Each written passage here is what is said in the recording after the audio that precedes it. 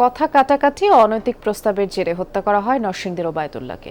এরপর মরদেহ 7 টুকরা করে রাজধানীর বিভিন্ন স্থানে ফেলে দেয় তার রুমমেট শাহিন। সিসি ক্যামেরার ফুটেজ বিশ্লেষণ এবং তথ্য প্রযুক্তি সহায়তায় ঘাতককে গ্রেফতার করেছে পুলিশ। আর প্রাথমিক জিজ্ঞাসাবাদে এই হত্যার কথা স্বীকার করেছে শাহিন।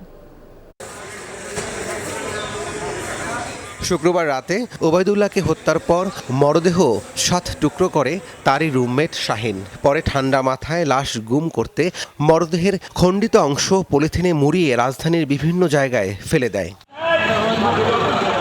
শনিবার সকালে রাজধানীর বিভিন্ন স্থান থেকে নিহত ওবায়দুল্লাহর খণ্ডিত হাত পা উদ্ধার করে পুলিশ। সিসি ক্যামেরার ফুটেজ বিশ্লেষণ করে ওবায়দুল্লাহর রুমমেট শাহিনকে তার কর্মস্থল থেকে গ্রেফতার করে পুলিশ।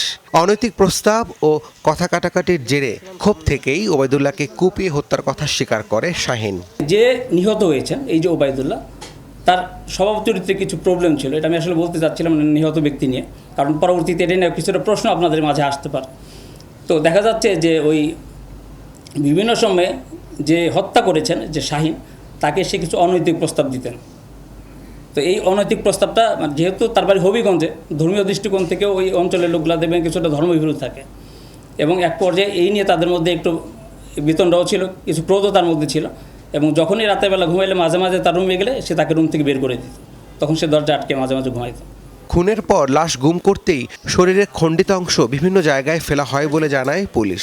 শাহিনকে আমরা হেফাজতে নেওয়ার পরে আমরা পরবর্তীতে বিভিন্ন জায়গায় অভিযান পরিচালনা করি, এবং পর্যায়ক্রমে মাথা, তারপর হচ্ছে এবং আজকে ভোরে এখনও অভিযান অব্যাহত আছে। সেখান থেকে আমরা আপনার বডির আরও একটি অংশ আমরা উদ্ধার করেছি। আমরা যতটুকু জানতে পেরেছি 7টি অংশে খণ্ডিত করা হয়েছিল, আমরা 6টা অংশ উদ্ধার করতে পেরেছি।